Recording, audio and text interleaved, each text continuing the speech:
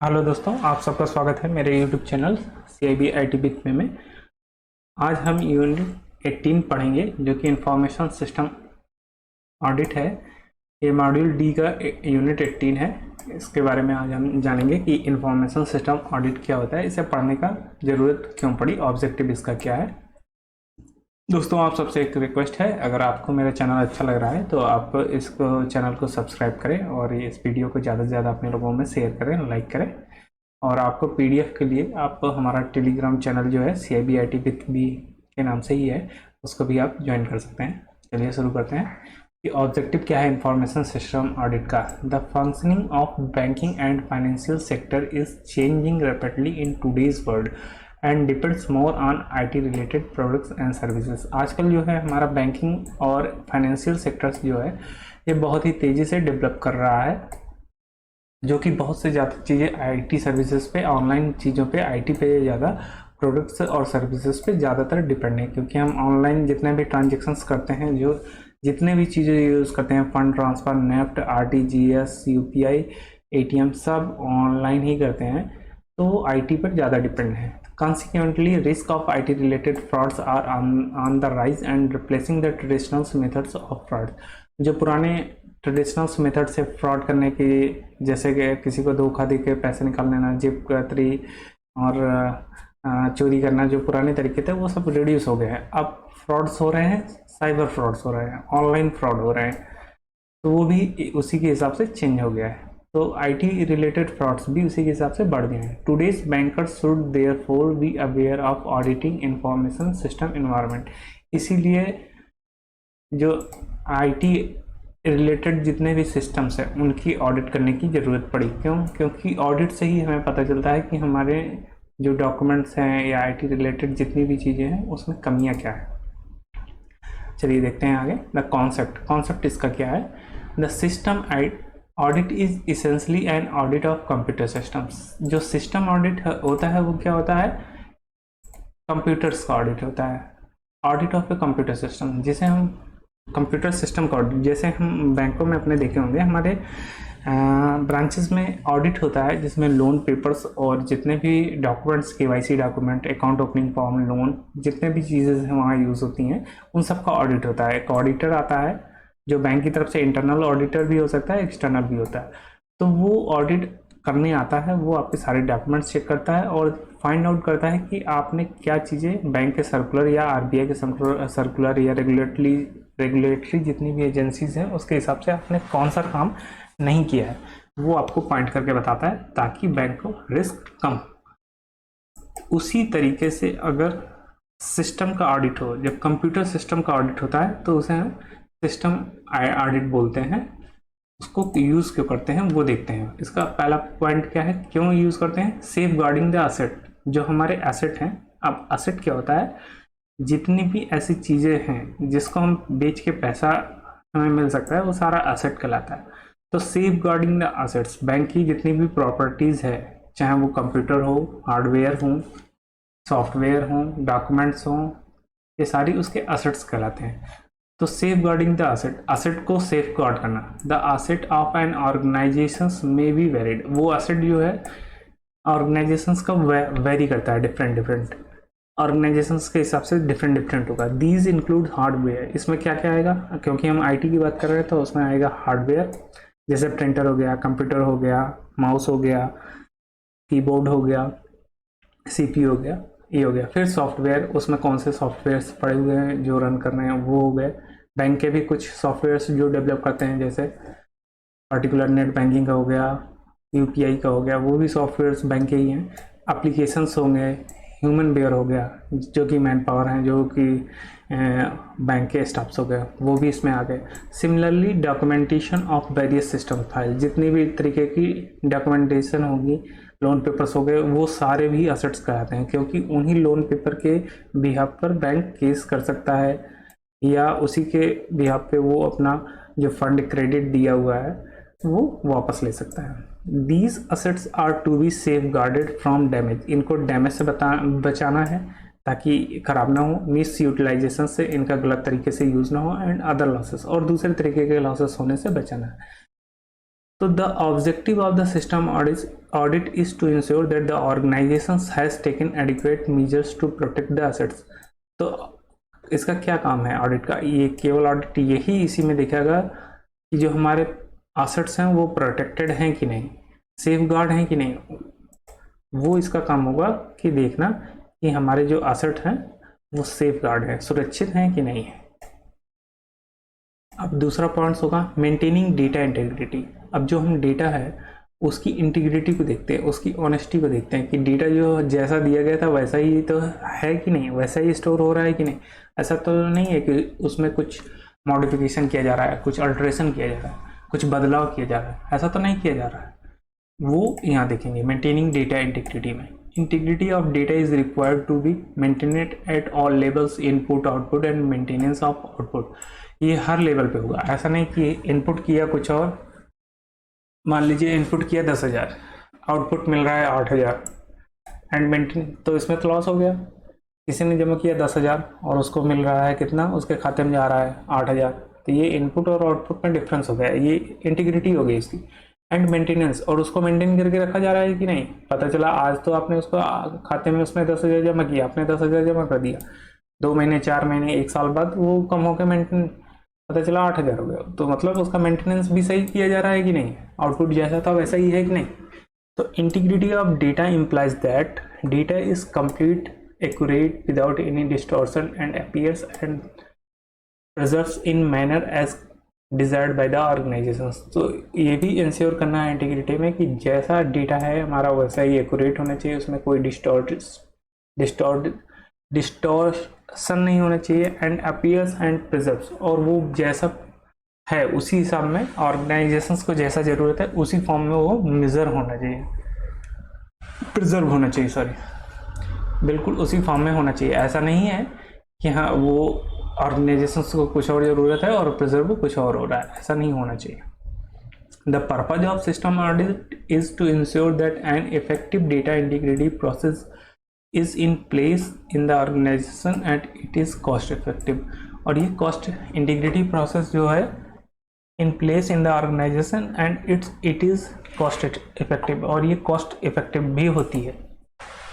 मतलब cost effective का मतलब यहाँ हो गया कि इस सिस्टम ऑडिट ये भी इंश्योर करता है कि इंटीग्रिटी की वजह से हमारा कॉस्ट इफेक्टिव होना चाहिए।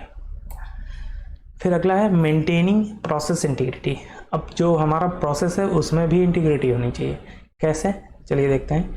इन order to ensure data integrity it is essential to ensure that process by a computer system is done in uniform manner and the process is not corrupted either by manually intervention or by virus or any other means।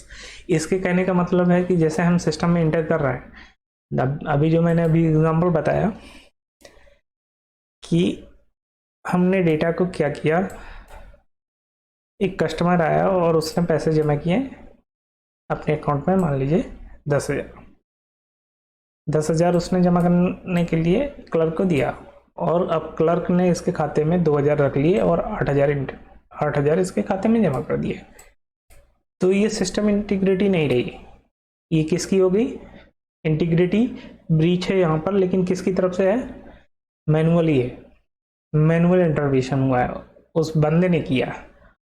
एक तो ये तरीका हो गया। अब दूसरा क्या हो गया कि इस क्लर्क ने, टेलर ने एंट्री तो की है 10,000 की, लेकिन कोई सिस्टम या कोई वायरस सिस्टम में कुछ प्रोसेस में कुछ दिक्कत है जिसकी वजह से ये 10,000 ना लेने की वजह से ये उसकी वैल्यू को दूसरा ले रहा है, 8,000 ले रहा है, 9,000 ले रहा है, या ज़्यादा ले रहा है, 10,000 से ज़्यादा भी ले रहा है। तो ये सब क्या है, डेटा इंटीग्रिटी जो है वो प्रोसेस में मेंटेन नहीं हो रही है।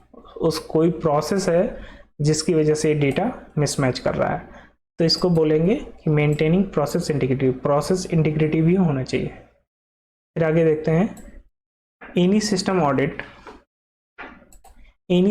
Audit must focus on this aspect also to ensure that programs are run in the manner they said run and yield and desired result. जो भी प्रोसेस है सिस्टम ऑडिट में वो क्या करेगा, वो फोकस करेगा कि उसका जो प्रोग्राम्स का जिस पर्पस के लिए बनाया गया है उसी हिसाब से रन कर रहा है, और जो रिजल्ट उसको चाहिए, डिजायर्ड है, वही रिजल्ट उसको मिल रहा है कि नहीं। फिर अगला है इफेक्टिवनेस ऑडिटिंग। अब ऑडिट भी इफेक्टिवनेस होना चाहिए। कैसे? Any system audit must aim at auditing the effectiveness of, effectiveness होना चाहिए, जिस काम के लिए हो रहा है उसका कुछ इफेक्ट देखना चाहिए पॉजिटिव में। And organisations must have some goals, organisation का गोल, जैसे बैंक का क्या है गोल, कि अपने प्रॉफिट को मैक्सिमाइज करना, ये उसका गोल है। Whether the computer system set up by the organization is achieving the goal is the objective of effectiveness auditing। तो ये भी इंश्योर करना है कि जो कंप्यूटर सिस्टम इंस्टॉल किए गए हैं वो ऑर्गेनाइजेशंस के गोल्स को अचीव करने के उद्देश्य से किए गए हैं कि नहीं, या जो भी उसका उद्देश्य है उसके अलावा वो कुछ और काम कर रहे हैं, ये भी इफेक्टिवनेस ऑडिटिंग में चेक किया जाता है। फिर इफिशियंसी ऑडिटिंग देखी जाती है कि इसमें देखते हैं क्या, the system audit should also focus on efficiency of the system. System की इफिशियंसी भी देखी जाती है कि ऐसा तो नहीं कि सिस्टम लगा दिया गया है अब वो उतना इफिशियंट नहीं है और डिजायर्ड रिजल्ट नहीं मिल रहा है, उसकी वजह से भी ऑर्गेनाइजेशंस का गोल अचीव नहीं हो रहा है। In other words such audit should throw light on whether efficiency has been increased after adopting the computer system in achieving the goals of the organizations। और ये भी देखेंगे कि ऐसा कंप्यूटर, ऐसा सिस्टम देने से गोल्स जो है ऑर्गेनाइजेशंस का उसको अचीव करने में मदद मिल रही है कि नहीं। This is also known as efficiency audit, इसको बोलते हैं एफिशिएंसी ऑडिट करना। अब यही जो अभी हमने पढ़ा वो सिस्टम ऑडिट, वो सिस्टम ऑडिट में क्या क्या पार्ट्स हैं, ये सिस्टम ऑडिट में पहले तो हम सेफ गार्डिंग एसेट को देखते हैं, फिर मेंटेनिंग डेटा इंटीग्रिटी को देखते हैं, फिर प्रोसेस इंटीग्रिटी देखते हैं, फिर सिस्टम एफिशिएंसी और इफेक्टिवनेस को देखते हैं। तो आप ये फिगर एग्जांपल, ये फिगर इम्पोर्टेंट है, इसको आपको याद रखना पड़ेगा कि इसमें क्या क्या पूछेगा। और मैं बता देता हूँ क्वेश्चंस कैसे आएगा। क्वेश्चंस पूछेगा सिस्टम ऑडिट जो है वो कंसिस्ट क्या करता है। नंबर 1 ऑप्शंस में देगा safeguarding asset, maintaining data integrity, maintaining process integrity, system efficiency, effectiveness. एक ये 4 ऑप्शन आएंगे, एक ऑप्शन और डाल देगा दूसरा, कहेगा system audit not doing this, इसमें से कौन सा नहीं होगा। तो ये जब ये याद रहेंगे आपको तो आप इजीली लगा लेंगे। यहाँ से ये क्वेश्चंस इतना अभी तक जो हमने पढ़ा उसमें से केवल एक क्वेश्चंस ये बनने लायक है कि सिस्टम ऑडिट में क्या क्या function, safeguarding asset, maintaining data integrity, maintaining process integrity और सिस्टम एफिशिएंसी इफेक्टिवनेस। इतना अभी तक आपका 1 नंबर का बना।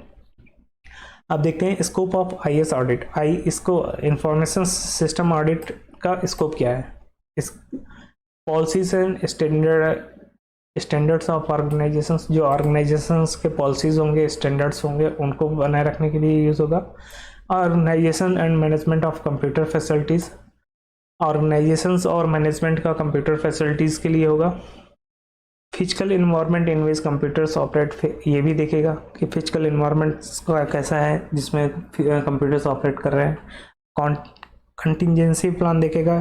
कंटिजेंसी प्लान का मतलब होता है कि हमारा बिजनेस जो है विपरीत परिस्थितियों में जो हमारा बैंक है वो चलता रहना चाहिए। ऐसा ना हो कि कहीं बाढ़ आ गया, कहीं भूकंप आ गया, कुछ आपदा आ गई और हमारा बिजनेस बंद हो गया, ऐसा नहीं होना चाहिए। तो कंटिजेंसी प्लान होना चाहिए।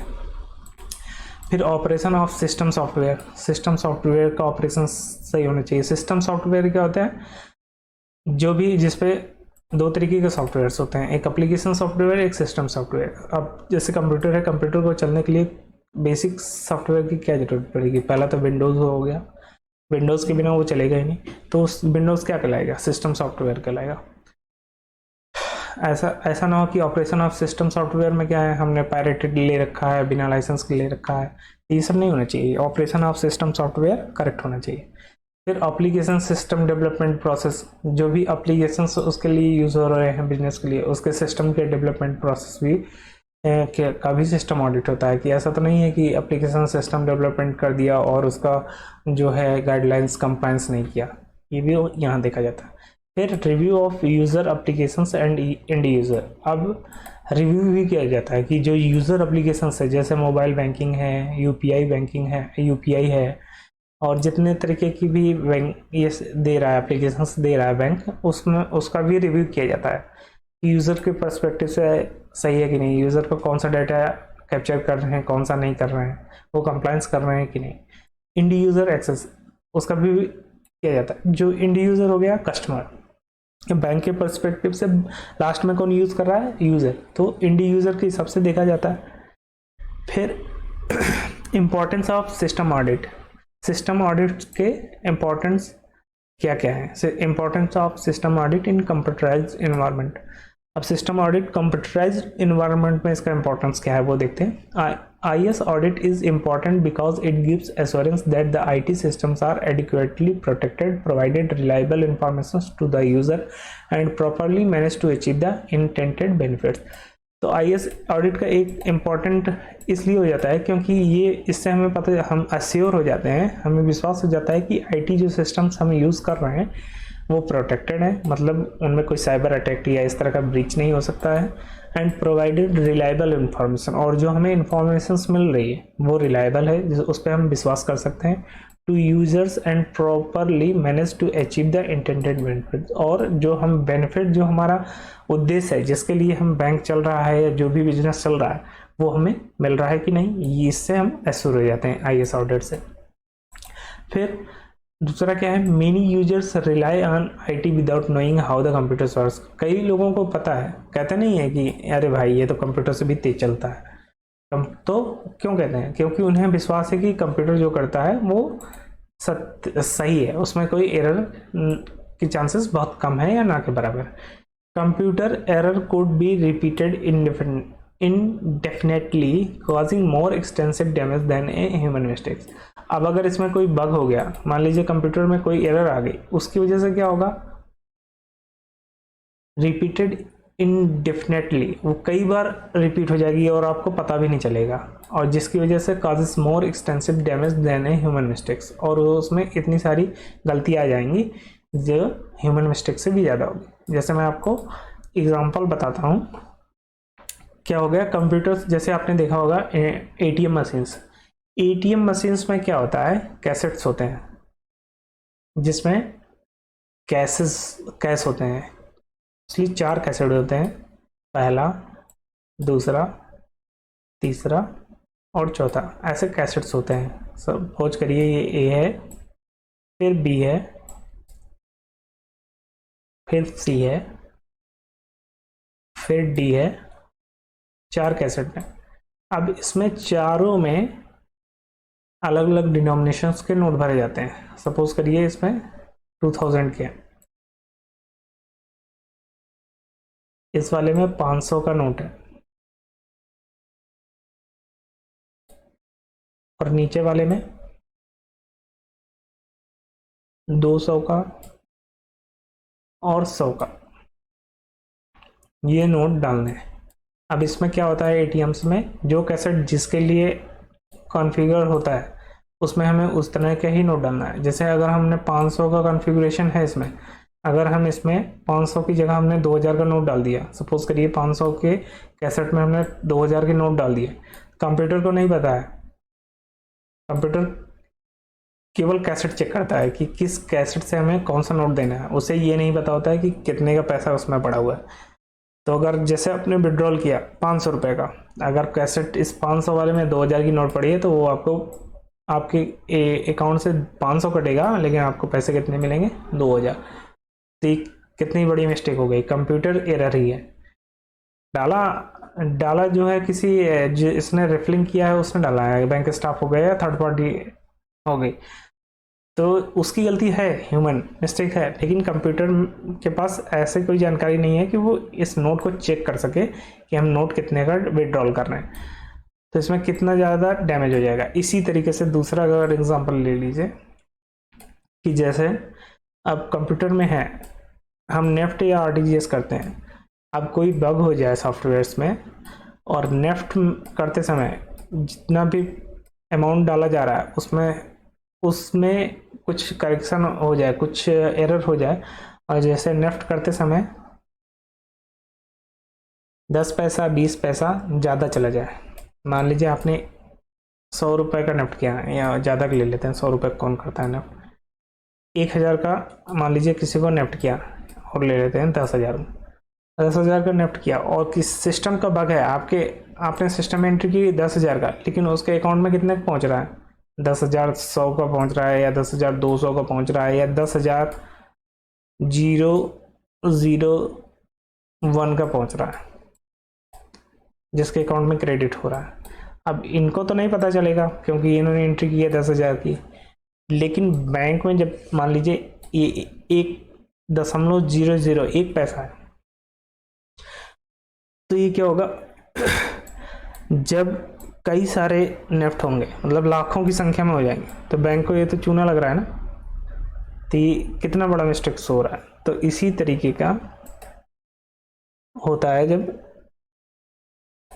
अगर कोई गलती हो गई, a computer could be repeated indefinitely, तो ये एक बार नहीं गलती होगी, आप करेंगे तो एक बार करेंगे, लेकिन कंप्यूटर उस चीज़ को कई बार कर रहा है तो इनडेफिनेटली टाइम्स कर देगा, और जिसकी वजह से मोर एक्सटेंसिव डैमेज हो जाएगा, बहुत ज़्यादा लॉस हो जाएगा देन ए ह्यूमन मिस्टेक, जितना आदमी करेगा। अगर आप कैश काउंटर में हैं तो आप किसी को पैसा देंगे तो एक बार गलत देंगे, लेकिन अगर मशीन में वो गलती होगी तो वो जितनी बार होगा वो उतनी ज़्यादा दे देगा, तो वो ज़्यादा डैमेज करेगा। IS audit could also help to reduce risk of data tampering, data losses, leakage, service disruption and poor management of IT systems. तो IS ऑडिट क्या करेगा, रिड्यूस करता है रिस्क ऑफ डेटा टेम्परिंग। जो हमारा डेटा टेम्परिंग का मतलब हुआ है, डेटा जैसा था उसमें चेंजेस हो गया, हमने इंटर किया कुछ और, हो गया कुछ और, वो डेटा टेम्परिंग को मैनेज करता है। डेटा लॉसेस को, कोई डेटा लॉस तो नहीं हो रहा है, इंटर कुछ और किया वो पूरा पहुंचा ही नहीं और डेटा लॉस हो रहा है। कोई लीकेज हो रहा है, वही लीकेज हो गया।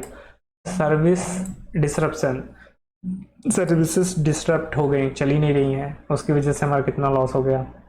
And poor management of IT systems, और मैनेजमेंट भी सही नहीं है, पता चला ATM खराब है, 1 घंटे में सही होना चाहिए, 3 दिन 1 हफ्ते में सही हो रहा है, तो उसमें कितना लॉस हुआ। It improves decision making process of management, इससे क्या होता है, decision making process of management का वो भी बढ़ता है। क्यों? क्योंकि जब सर्विसेज अच्छी चल रही होंगी तो दूसरे डिसीजंस ले पाएंगे और अच्छे अच्छे प्रोडक्ट्स लॉन्च कर पाएंगे। Correct data sources since it helps in maintaining data integrity, जिसकी वजह से करेक्ट डेटा सोर्स होगा उनके पास और वो डेटा इंटीग्रिटी को मेंटेन कर पाएंगे। It reduce the probability of fraud, ये क्या फ्रॉड को भी मिटिगेट करता है। It reduces the probability of computer error by detecting the same earlier, which may be highly costly। और ऑडिट से हमें पता चल जाता है कि कौन सी एरर कब हुई थी, कौन सी एरर है, और हम उसे टाइमली रिजॉल्व कर लेते हैं, तो प्रोबेबिलिटी कंप्यूटर एरर की भी घटती है। It ensure the optimum utilization of high value computer resources through effective and efficient audit. ये utilization of high value computer resources का भी पता करता है कि कितना इफेक्टिव यूज़ कर रहा है, कितना एफिशिएंट है, और तो वो ऑडिट में ही पता चल जाता है। It ensure that security aspect in the computerised environment are strictly followed and secrecy, और इससे भी पता चलता है कि सिक्योरिटी एस्पेक्ट से कंप्यूटर्स हमारा एनवायरनमेंट फॉलो कर रहा है कि नहीं, सिक्योरिटी है कि नहीं, सिक्रेसी बनी हुई है कि नहीं। It ensure that any evolutionary use of computer system does not adverse affect the interest of company, और ये भी पता चलता है कि कंप्यूटर्स का यूज़ करने से ऐसा तो नहीं है कि फ़ायदा होने की जगह ही हमें नुकसान पहुंचा रहा हो, एडवर्स अफेक्ट तो नहीं पड़ रहा है कंपनी के इंटरेस्ट पे, ये भी ऐसे पता चल जाता है। तो अभी तक हमने क्या पढ़ा कि जो हमारा IS था, इंफॉर्मेशन सिस्टम ऑडिट, उसका कॉन्सेप्ट था 4 चीज़ें थी। सेफगार्डिंग द एसेट करना, मेंटेनिंग डेटा इंटीग्रिटी करना, डेटा इंटीग्रिटी को मेंटेन करना, तीसरा था मेंटेनिंग प्रोसेस इंटीग्रिटी को मेंटेन करना, फिर चौथा था हमारा effectiveness auditing and efficiency auditing, ये हमारा IS ऑडिट हो गया। फिर उसके बाद उसका स्कोप हमने पढ़ लिया था, क्या क्या होता है, इम्पोर्टेंट क्यों है वो हमने देख लिया कि इम्पोर्टेंट क्यों की वजह कितने सारे इसके इफेक्ट हैं कंप्यूटर्स के, वो सारे हमने देख लिया। फिर आगे अगला टॉपिक है हमारा सिस्टम ऑडिट प्रोसीजर। अब इसका प्रोसीजर्स कैसे हैं, ऑडिट कैसे होता है। System auditor must be able to access implications of risk, analyze and evaluate the computer। Controls. System जो ऑडिटर्स होगा वो इम्प्लीकेशंस ऑफ रिस्क को पता करेगा, उसको फिर एनालाइज करेगा एंड इवेलुएट द कंट्रोल्स, और पता करेगा कि उसमें कंट्रोल्स हम कौन कौन से यूज कर सकते हैं। अब फेजेस ऑफ आईएएस ऑडिट कौन कौन से फेज है? Establish the objective and scope, पहले तो ऑब्जेक्टिव बनाना और स्कोप बनाना, फिर develop a plan to achieve the objective, फिर डेवलप करना उस प्लान को, उस ऑब्जेक्टिव को अचीव करने के लिए, फिर गैदर इंफॉर्मेशन इकट्ठा करना on the relevant IT controls and evaluate the, जो आईटी कंट्रोल्स उसके लिए यूज होंगी, इंफॉर्मेशन उसके बारे में इकट्ठा करना, फिर उसको इवेल्युएशन करना उसका, फिर परफॉर्म करना ऑडिट टेस्टिंग। अब ऑडिट टेस्टिंग करेगा computer assisted audit techniques such as data extractions and analysis software और टेस्ट डेटा। अब ये क्या है, यूजिंग कैसे कैसे टेस्ट कर रहा है? Computer assisted audit techniques.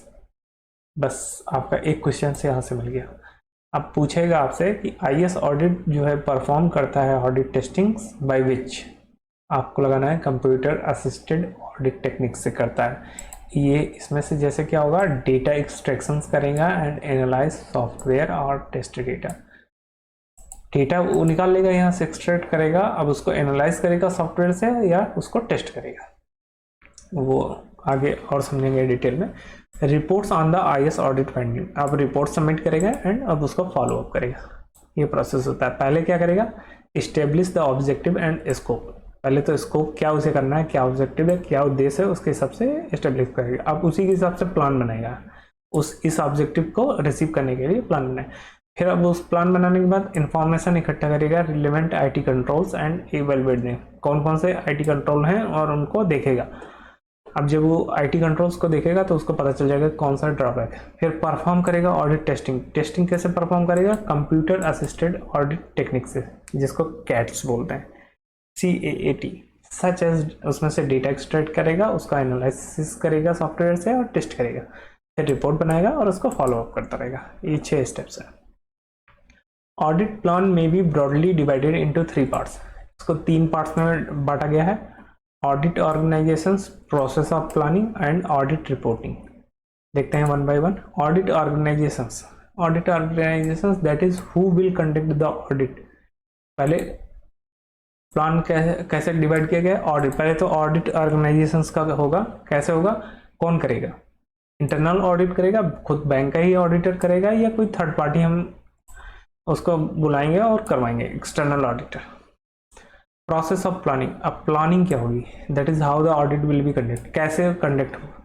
फिर audit reporting, that is how and what format the audit report will be presented, किस फॉर्मेट में प्रेजेंट की जाएगी और कैसे प्रेजेंट की जाएगी।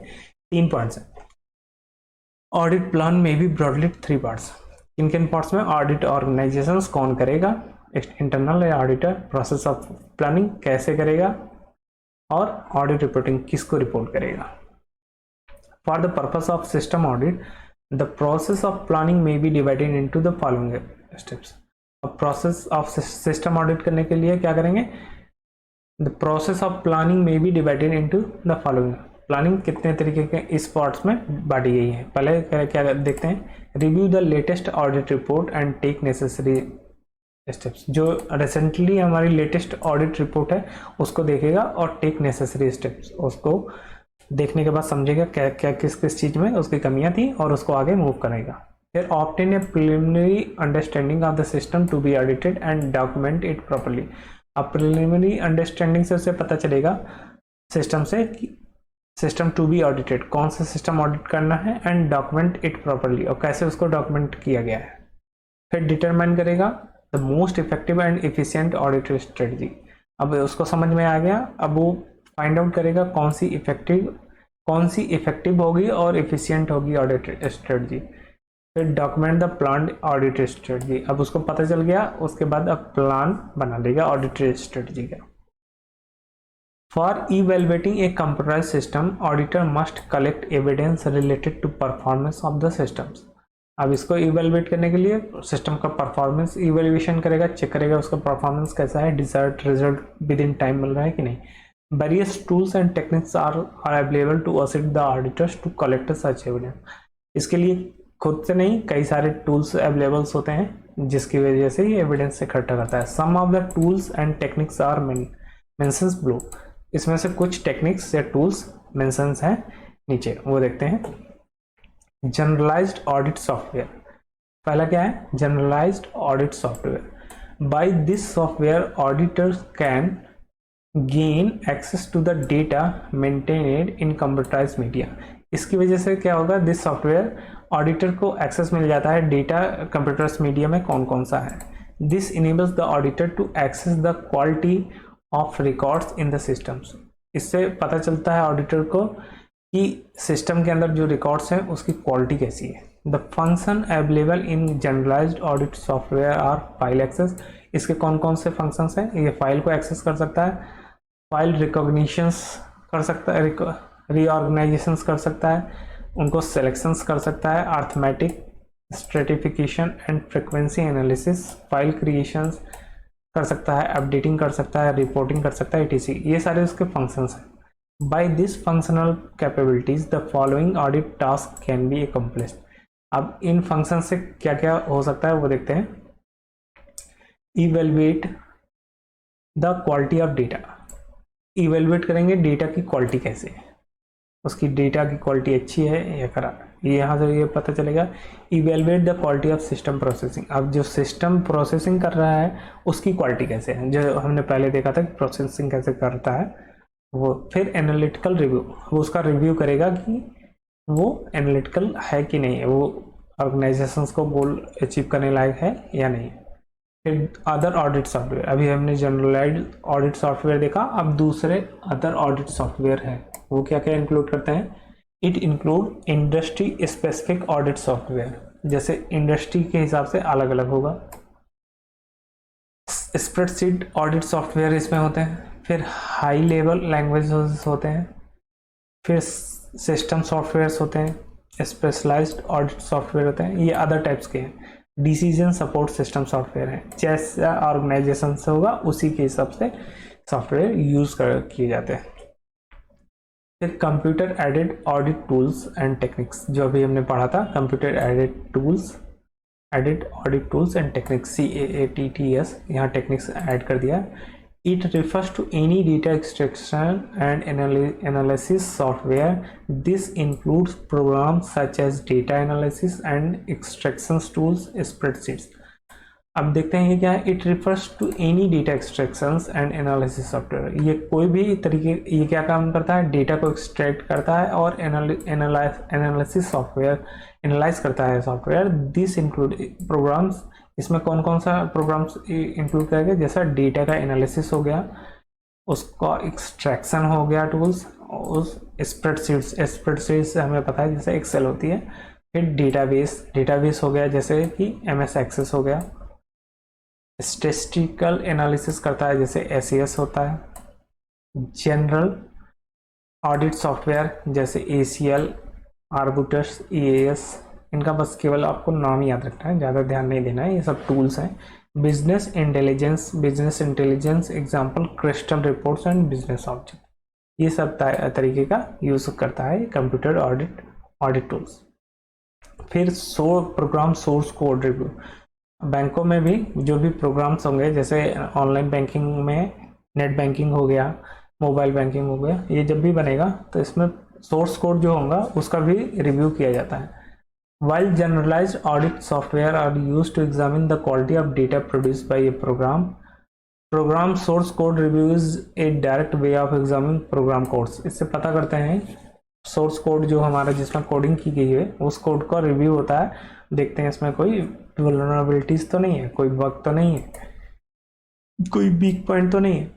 The program source code review identify erroneous code, इससे पता चलता है कौन सा एरर है इसमें। अनऑथराइज्ड कोड तो नहीं है इसमें, कोई इनइफेक्टिव कोड्स तो नहीं है, इनएफिशिएंट कोड तो नहीं है इसमें, एंड नॉन स्टैंडर्ड कोड, तो ये सारे कोड्स बग के लिए छोड़े जाते हैं। जिससे this helps the auditor to identify the low quality of programs, इससे पता चलता है कि लो क्वालिटी का प्रोग्राम्स है।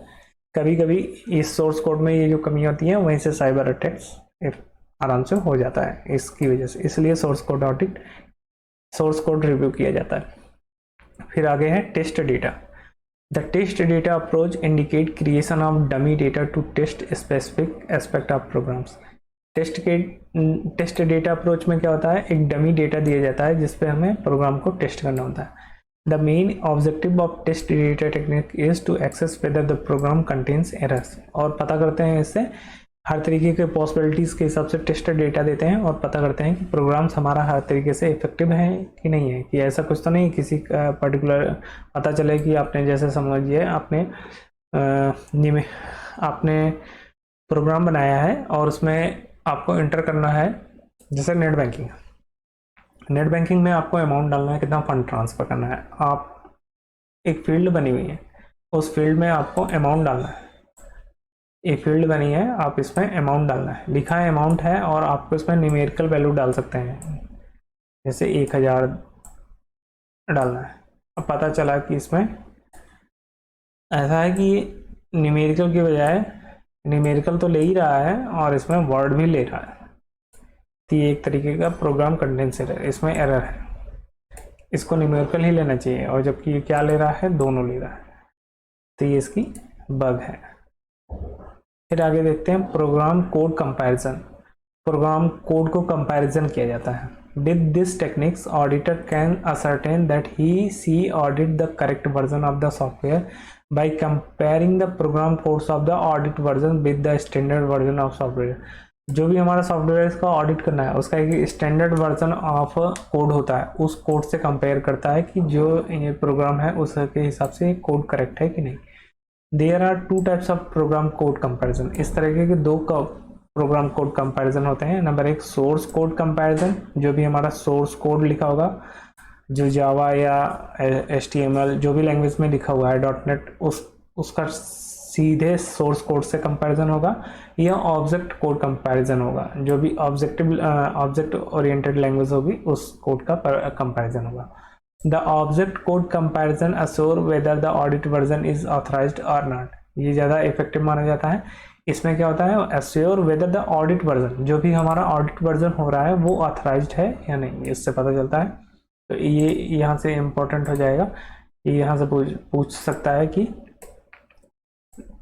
The object code comparison assure, क्या एश्योर करता है, ऑडिट वर्जन इज ऑथराइज्ड और नॉट, ये यहाँ से इम्पोर्टेंट हो गया। फिर the source code comparison gives A meaningful list of discrepancies between the audit version and the standard version of the software. जब सोर्स कोड कंपैरिजन करेंगे तो हमें पता चल जाएगा कि उसमें डिस्क्रिपेंसीज कौन कौन सी हैं। This technique is easy to use at it requires little technical knowledge. ये कभी यूज होता है, बस एक क्वेश्चन से यहाँ से मिल गया कि वो ऐसा क्वेश्चन पूछेगा which audit code is used for little technical knowledge of the auditors. तो आंसर होगा प्रोग्राम कोड कंपैरिजन। कौन सी ऐसी टेक्निक्स हैं जिसमें लिटिल टेक्निकल नॉलेज होना चाहिए जो ऑडिटर यूज कर सकता है। ऑडिटर का ज़्यादा नॉलेजेबल नहीं होना चाहिए टेक्निकल, बट वो उसको यूज कर सकता है। तो ऐसा प्रोग्राम कोड कंपैरिजन है जिसमें टेक्निकल नॉलेज की कम जरूरत पड़ती है। फिर अगला है concurrent audit techniques. Concurrent audit techniques क्या होते हैं, आपको कॉन्करेंट ऑडिट पता होगा तो उसी से मिलता जुलता है। These are used, concurrent audit का मतलब मैं बता देता हूँ, जो एक ऑडिट खत्म होते ही दूसरा ऑडिट शुरू हो जाए, मतलब लगातार ऑडिट चलता ही है पूरा साल भर, उसी को बोलते हैं concurrent audit. These are used when auditor needs to collect evidence and evaluate them instantaneously. मतलब कि इस वाले में ऑडिटर क्या करता है, एविडेंस को कलेक्ट करता है और उनको इवेलुएट करता है तुरंत, मतलब पेंडिंग नहीं करता कि आज अभी निकाला और उसके बाद में करेंगे, ऐसा वो नहीं करता है। वो तुरंत ही इंस्टेंटेनियसली उसके एविडेंस को इवेलुएट करता है। This is done to ensure the process integrity. इससे क्या होता है, इंटीग्रिटी को एश्योर करते हैं। Techniques available for concurrent audit are integrated test facilities. एक क्वेश्चन से ये यहाँ से बनेगा कि कौन सी टेक्निक्स यूज की जाती है कॉन्करेंट ऑडिट में, तो आंसर होगा इंटीग्रेटेड टेस्ट फैसिलिटीज। ये रहा answer, integrated test facilities ITF। Snapshots, extended records, system control audit review policy, ये सारे नाम से नाम याद रखना पड़ेगा। इंटीग्रेटेड टेस्ट फैसिलिटीज़ हो गया, स्नैपशॉट एक्सटेंडेड रिकॉर्ड्स हो गया, system control audit review file हो गई जिसको स्क्रैप बोलेंगे, continuous and intermediate simulation CIS हो गया। The advantage of concurrent audit techniques are, इसके एडवांटेज क्या है? Quality of process can be determined, process का क्वालिटी जो है वो तुरंत डिटरमाइंड हो जाएगी। Evidence collected are online and comprehensive, evidence जो है तुरंत के तुरंत मिल जाएंगे, ऑनलाइन हो जाएंगे एंड कंप्रेहेंसिव हो जाएंगे। देखते हैं, ये एक फिगर दिया हुआ है, flow chart of system audit, ये सिस्टम ऑडिट का फ्लो चार्ट दिया है, देखते हैं ये क्या है।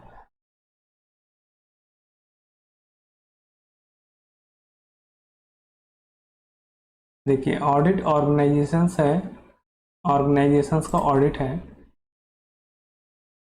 अब जैसे डिपार्टमेंट ऑफ ऑडिट प्लान, ये क्या करेगा? कलेक्शंस ऑफ एविडेंस करेगा। कैसे करेगा? या तो मैनुअल टेक्निक से करेगा या टेस्ट डेटा से करेगा। उसके बाद यहाँ से हमारे पास आया कलेक्शन से एविडेंस आया। अब ये डिपार्टमेंटल ऑडिट होगा तो ये था ऑडिट ऑर्गेनाइजेशन होगा, प्लानिंग करेगा, फिर ऑडिट की रिपोर्टिंग करेगा। अब यहाँ जब एविडेंस कलेक्ट हो गए डिपार्टमेंट के पास, ये यहाँ पे गया, वो एविडेंस कलेक्ट करने के बाद कौन सा सॉफ्टवेयर यूज़ करके किया है? जनरल ऑडिट सॉफ्टवेयर से किया है, अदर ऑडिट सॉफ्टवेयर से किया है, या सोर्स कोड रिव्यू से किया है, या प्रोग्राम कोड कंपैरिजन से किया है, या कॉन्करेंट ऑडिट से किया है। इसके तरीके हैं एविडेंस कलेक्ट करने के। जब भी ऑडिट करना होता है, ऑडिट का ऑर्गेनाइजेशन पहले ऑडिट ऑर्गेनाइजेशन फाइंड आउट करते हैं, फिर उसका प्लान बनाते हैं, फिर ऑडिट का रिपोर्टिंग करती है। ये प्रोसेस होता है। तो इसमें क्या होगा? पहले डेवलपमेंट ऑफ ऑडिट का प्लान बनाया, प्लान करने के बाद क्या किया? कलेक्शन ऑफ एविडेंस किया। कैसे किया? मैनुअल किया या टेस्ट प्लान से किया। अब इसके लिए कौन सी अप्रोच यूज़ की? जनरलाइज की, या अदर सॉफ्टवेयर की, या प्रोग्राम सोर्स कोड की, या प्रोग्राम कोड की, या कॉन्करेंट की। इसमें से कोई भी अप्रोच वो यूज कर सकता है इसके लिए। फिर उसके बाद इसको क्या करेगा वो देखते हैं। फिर इवेलुएटिंग एविडेंस, जो हमें एविडेंस मिले हैं उनको इवेलुएट करेगा। सेफ गार्डिंग असेट के लिए, मेंटेनिंग डेटा इंटीग्रिटी के लिए, मेंटेनिंग प्रोसेस इंटीग्रिटी के लिए, सिस्टम इफेक्टिवनेस के लिए, सिस्टम एफिशिएंसी के लिए। फिर ऑडिट की रिपोर्ट बना देगा। ये फ्लो चार्ट होता है सिस्टम ऑडिट कैसे होता है। आई होप आपको समझ में आ गया होगा। नहीं समझ में आया है तो एक बार और देख लीजिए, मैं बता देता हूँ।